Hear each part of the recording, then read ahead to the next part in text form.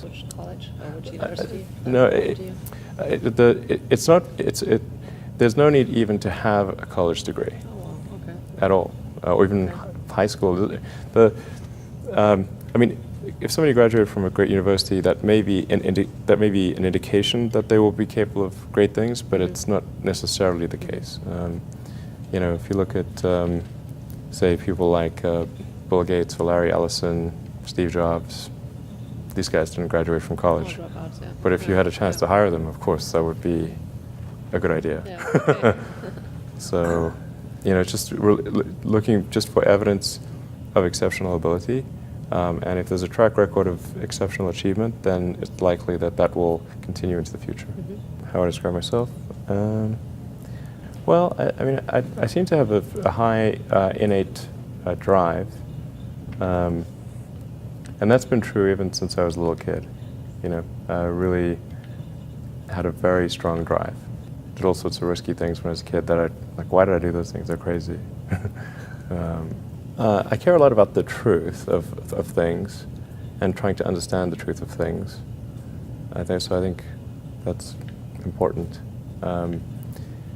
You know, if you're going to come up with some solution, then the truth is really, really important, I think.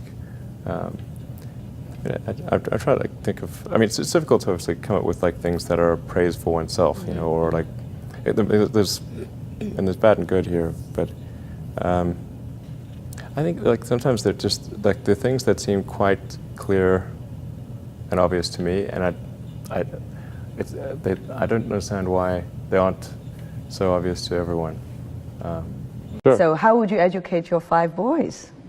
Actually, I created a little school. Yeah. What kind of school? Could you describe to us? Sure. I mean, it's small. It's only got 14 kids now, and it'll have 20 kids in September.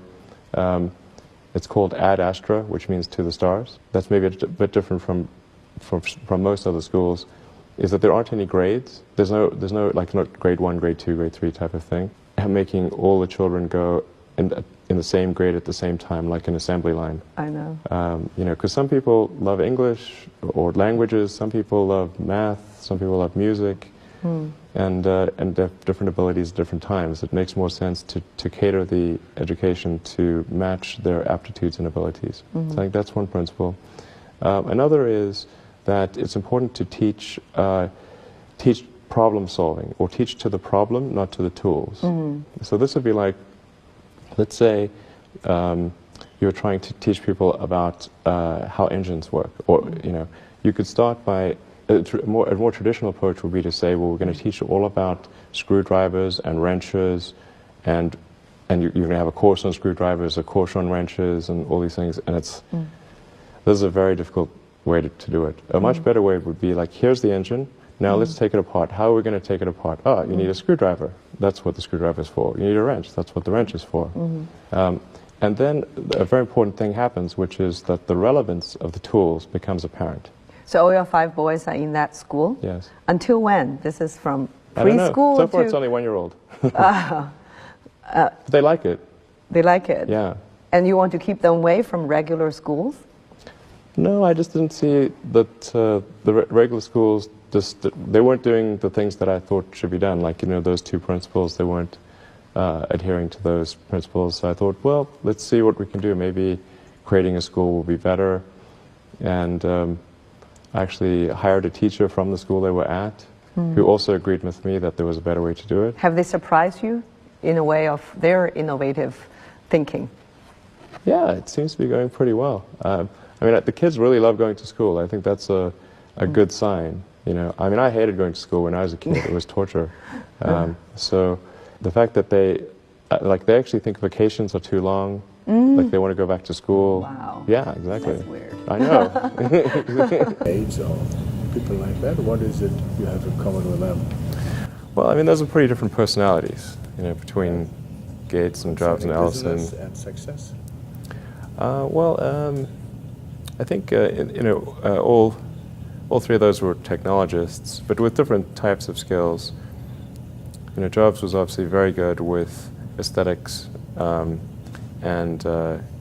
you know, he understood technology, of course, and he really understood what people wanted even when they didn't know themselves. And he was not afraid to break boundaries. But like say, like Gates would probably be better at sort of raw engineering and technology than Jobs, but not as good on aesthetics. But I mean, for all of these guys, they're obviously very driven, and they're very talented, and they're able to attract great people to build a company. But I mean, the ability to attract and motivate great people is critical to the success of a company, because a company is it's a group of people that are assembled to create a product or service. That's the purpose of a company. People sometimes forget this elementary truth, and so if you're able to get great people to join the company and work together towards a common goal, and you sort of have a relentless sense of perfection about that goal, then you will end up with a great product. And if you have a great product, lots of people will buy it, and then the company will be successful. Yeah. But really, it's pretty straightforward, really. I mean, yeah, that's the reason for it. I wouldn't say I'm fearless. In fact, I think I feel fear quite strongly. But if what we're doing is what I'm doing I think is important enough, then I just override the fear. Mm-hmm. So, but it's not as though I don't feel. I feel it like more strongly than I would like. And in which areas would you never go full risk if you still are fearful?